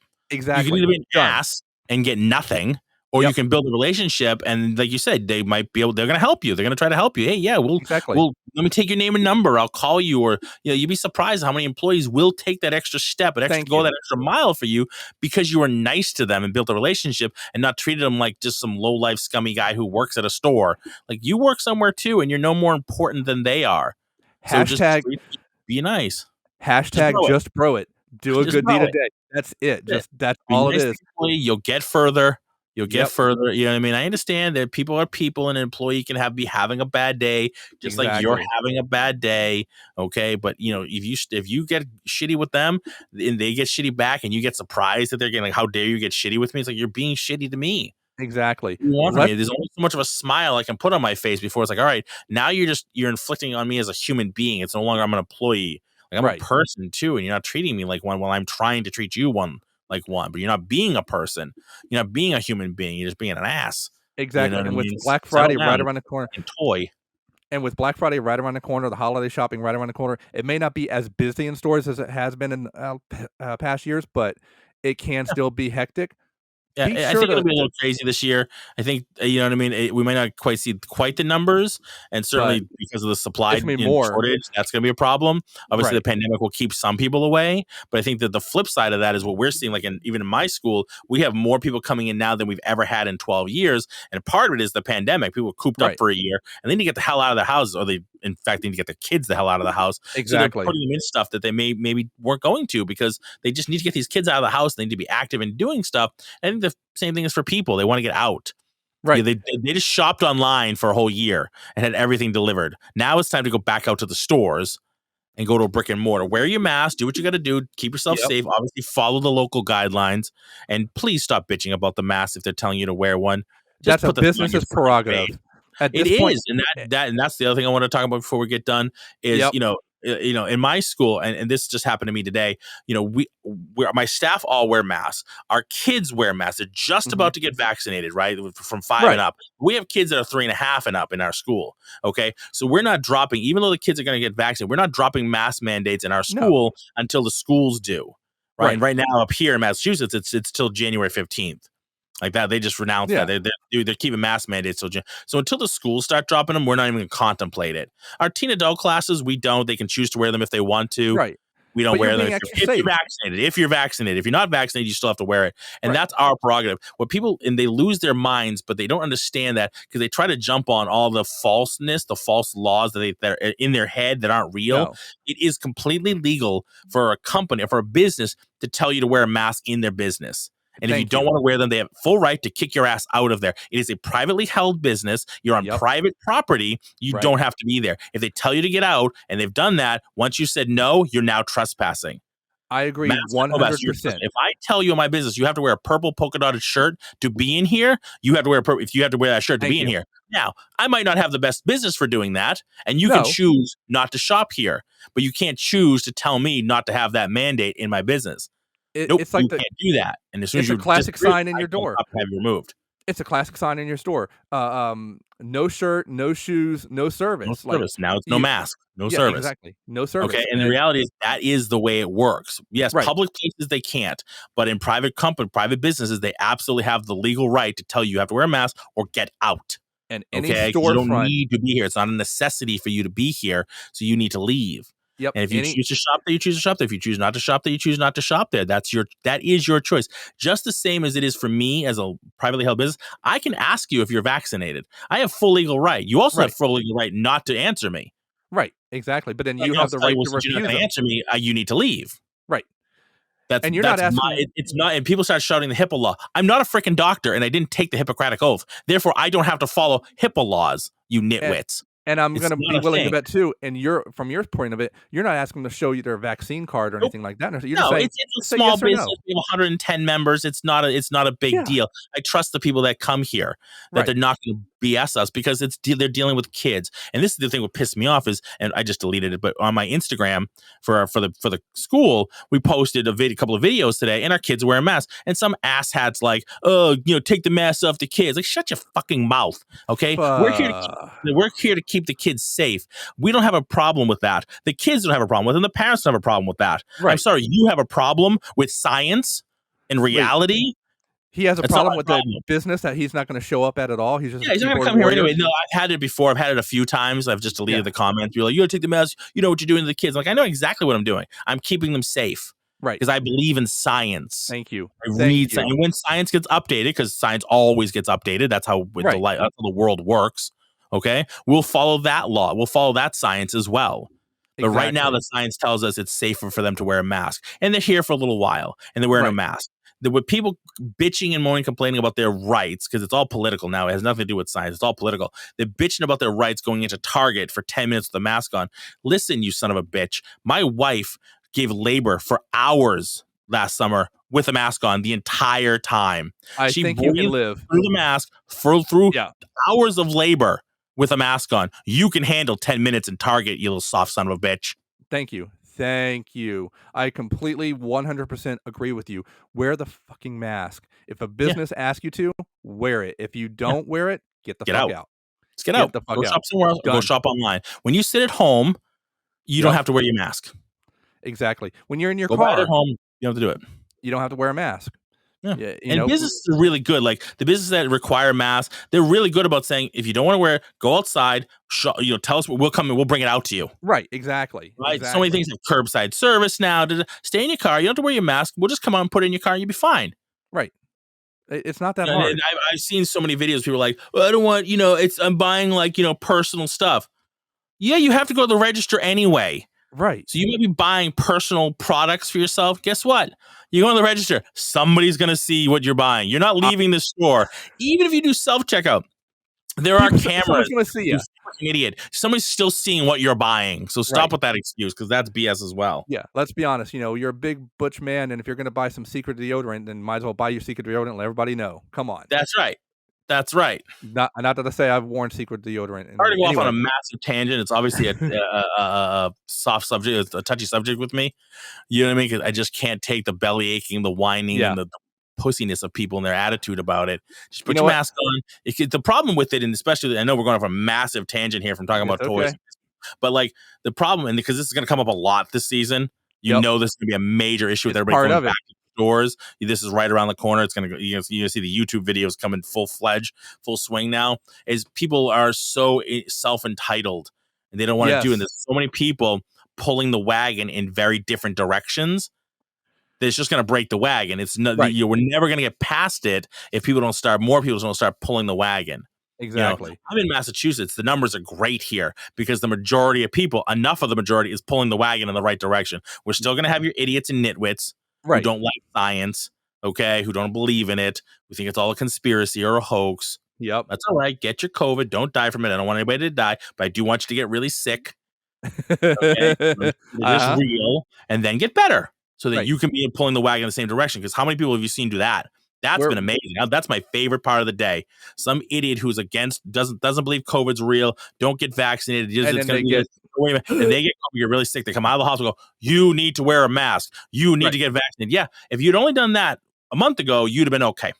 But you know what? You got vaccinated and you got vaccinated and you still got COVID. Yeah, because it's still out there and it can still get past the vaccine from time to time. But if you have the vaccine, guess what? How sick you're going to be is a lot less. It's a lot less what you're going to get before. Absolutely, nothing's 100% foolproof, but you have greater chances of surviving it with a vaccine than you do without it. Exactly. Okay?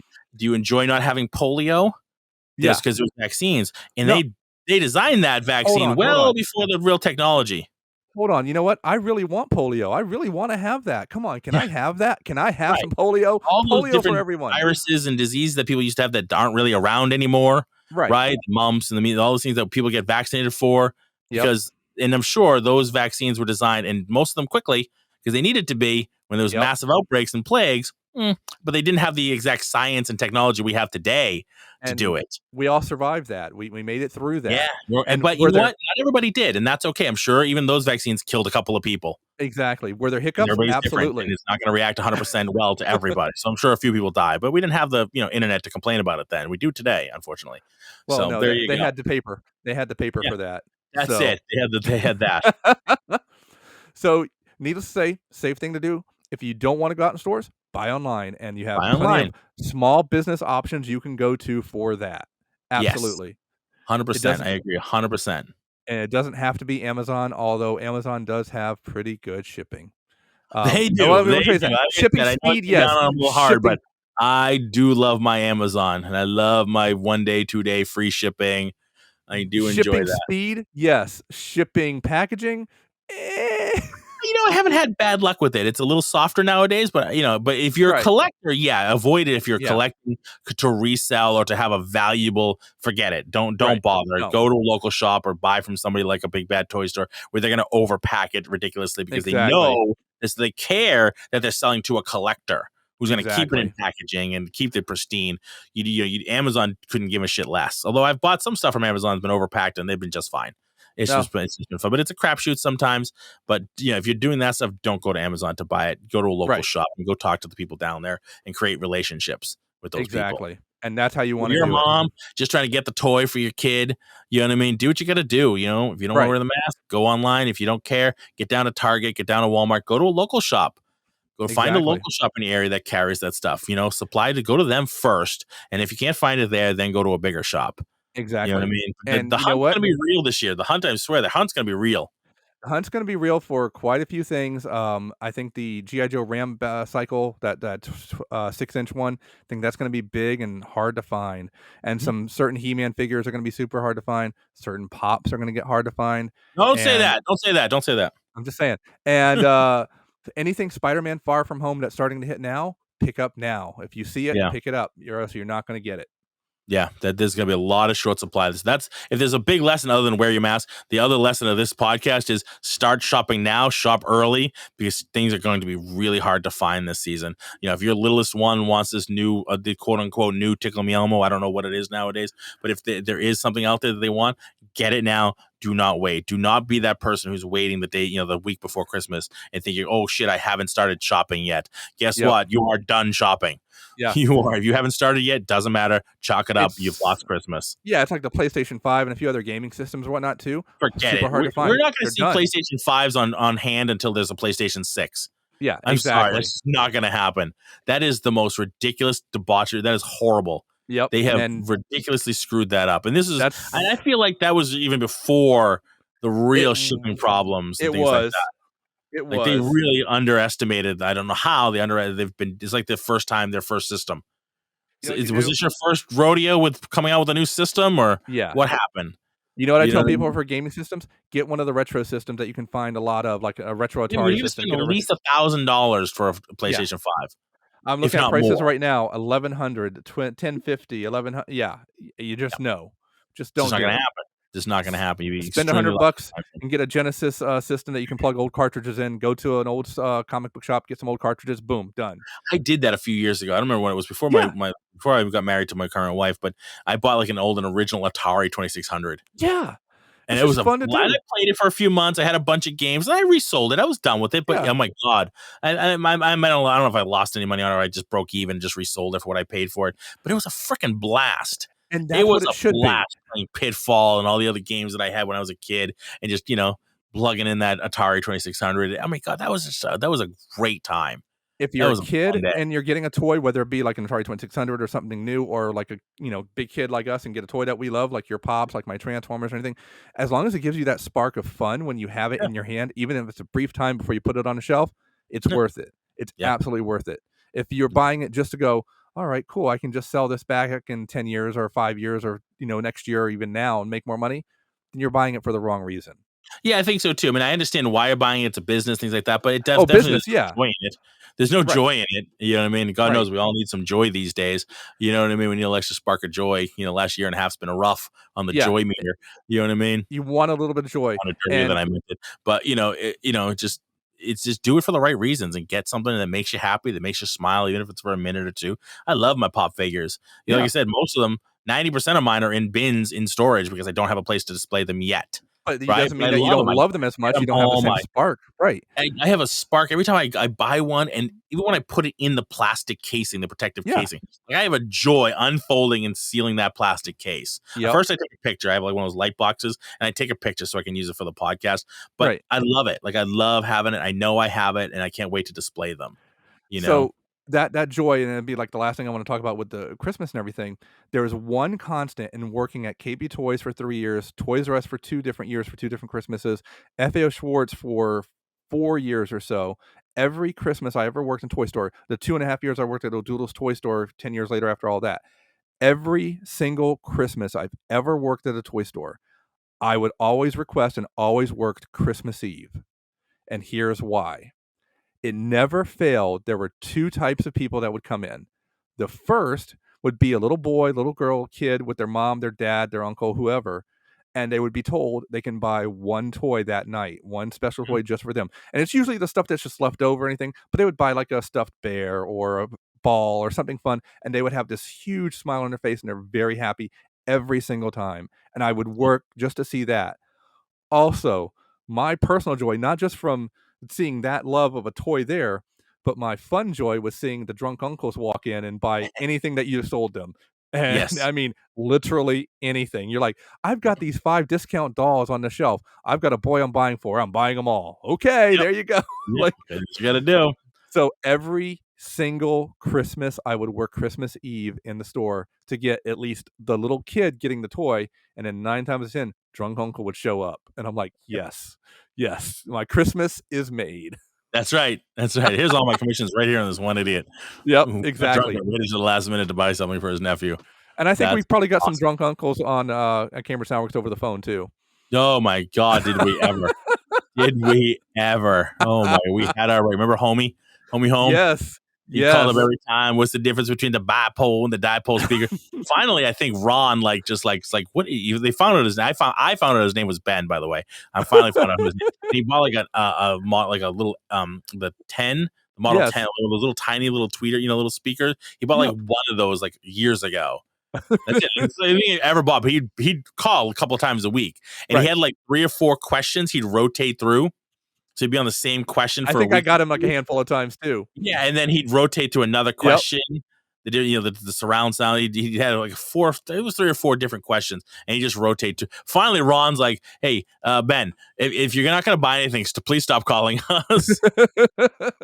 Well, that's before there was any place on the internet that you could type up a bad review. Yeah, Yeah, so even though we were the first store online with home speakers, yeah, my yeah. first day I was know. the day hi-fi.com went live. Oh my God, that was an absolute shit show. October 31st, 1999. I will What never a shit forget it. show!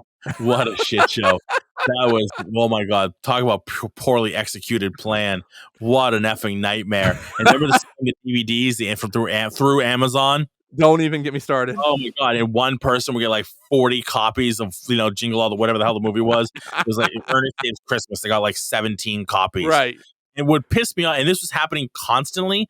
And Yep. it wasn't like a warehouse like on Amazon where robots Right. were packing and shipping. It was live people, and it took a long time before somebody went, "Hey, why are we sending 17 copies of this one movie to somebody?"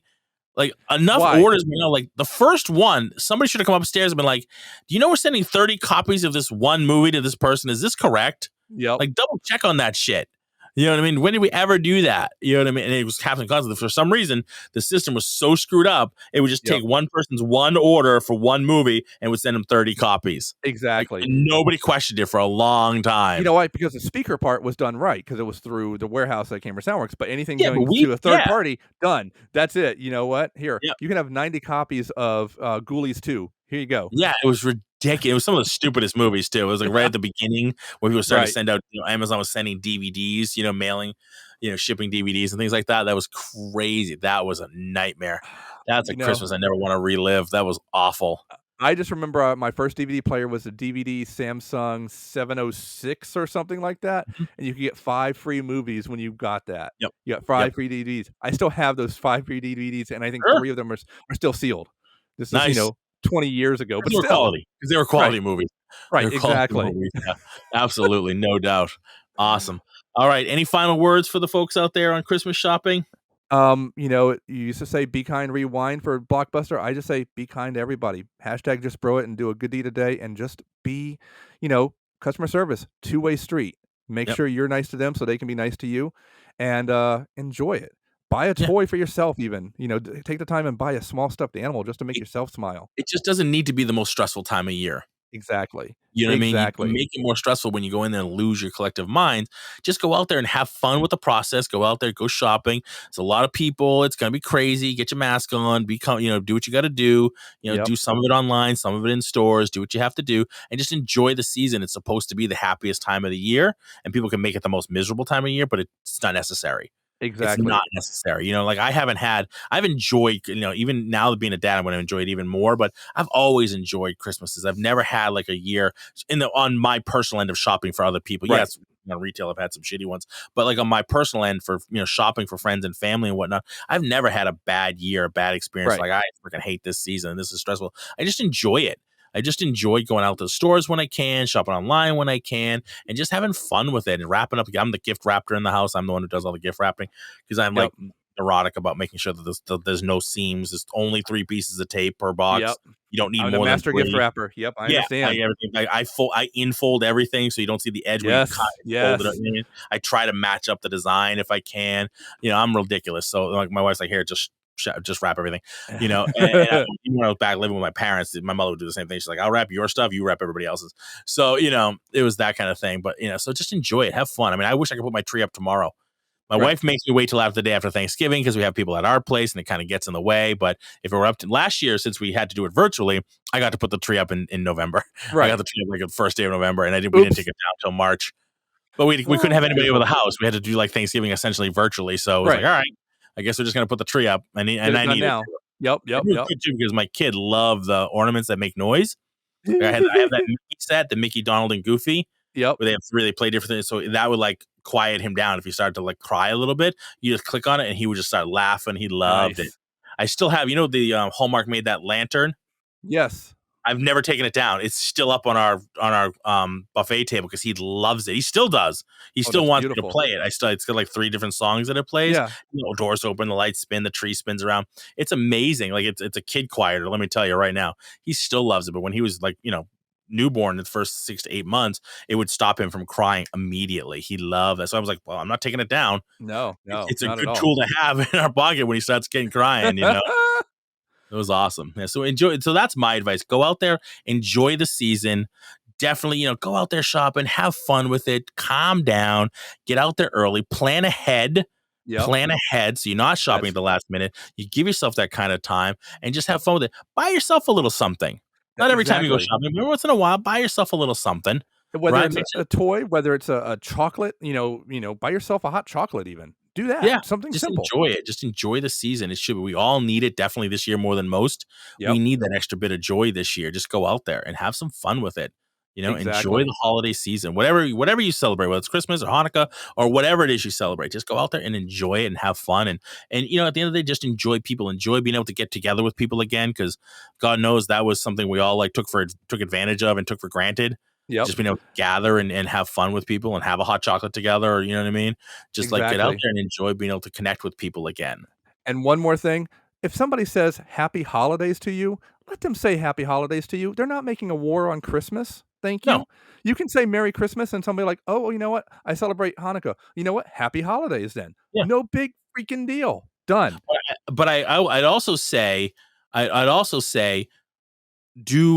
somebody says Merry Christmas to you, don't freak out on them either. Exactly. Doesn't matter. I say Merry Christmas. I celebrate Christmas. I say Merry Christmas to you. I don't celebrate. You know what? It's a sin. I'm saying happy holidays to you. I'm saying that. I'm saying Merry Christmas because that's what I celebrate. I'm not having a war on Hanukkah either. Exactly. Or somebody says disrespect you and what. Or somebody says to you Happy Hanukkah or Merry Kwanzaa or what. Doesn't matter. You know what? Yeah. Hey, fine by me. You can say back to them Happy Holidays. It doesn't matter. Yeah. Or if somebody says Happy Kwanzaa to me, I'm going to say it back to them because I realize that's what they their celebrate. Holiday. Exactly. I'm happy to do that. I don't have freak out on them. I'm happy to do that. That's what you celebrate. I respect that. Exactly. I respect that 100%. Okay. I'm not so jumped up on what I believe in that I can't appreciate or respect what you believe in. A little bit of holiday tolerance is what we need. Exactly. Right? We just finished up tolerance in our school, which basically equates to, respecting other people or situations you may not believe in or agree with, but you still respect the fact that they have that right to believe in those things. And you know what I mean? So exactly. Just have respect for other people, enjoy being with people and connecting, and happy holidays to everybody. Exactly. That's all I got to say. Yeah. I'm glad we got through the candy holiday. We're getting to the stuff your face call holiday. We'll get to the cookies and gluttonous gift right to drinking holiday. It's a beautiful time. Beautiful time of year. It's awesome. It's awesome. All right, Mike. Tell everybody where we can find you. I know we go through this every time, but tell everybody where, because sometimes it's everybody's first podcast. So tell us where we can find you. Well, everybody can find The Bro Show on Twitter, on Facebook, on Instagram, and even on TikTok at The Bro Show. That's TheBreaux as an X-ray, SHOW at The Bro Show. Be sure to check us out. We do sorts of fun stuff. We hang out with Marco here. We do peg warmers with another channel. We also do Brunch with Bro from time to time. Possibly even doing a Christmas special. You didn't hear that yet, so don't tell anybody. Let me know when you need me on there. I'll jump on a Donald Trump's episode with you. That'll be fun. Oh God, I can only imagine. I just Christmas special with Marco. Yes. I'll make you sing Christmas carols. You can do it. You won't have any listeners left, but I'll do it. I don't know. All right. Well, there we go. Yeah, okay. I mean, if you're looking to downplay listenership, I'm happy to help out with that. That works for me. Awesome. All right, everybody. Thanks everybody for listening. As always, wait. Where can they find you? For us, so we're all over the place. We are online at Facebook and Instagram at Entertainment Rants. Twitter's Entertain Rants. Please send us an email if you ever want to discuss or rant about something with us. We'd love to have you on the show at engage@entertainmentrants.com. Our website, of course, is entertainmentrants.com. We'd love to hear from you. Feel free to, we'd love to hear a review of the show, what you like, what you don't like. If you'd like to leave us a review on Apple Podcasts, that's always the best place to review us on. We'd love to be able to read it on the show at some point, so feel free to do that. And that's it. We appreciate everybody listening. Thank you, Mike, always for being here. Not a problem. I love being on here. Rock on, everybody.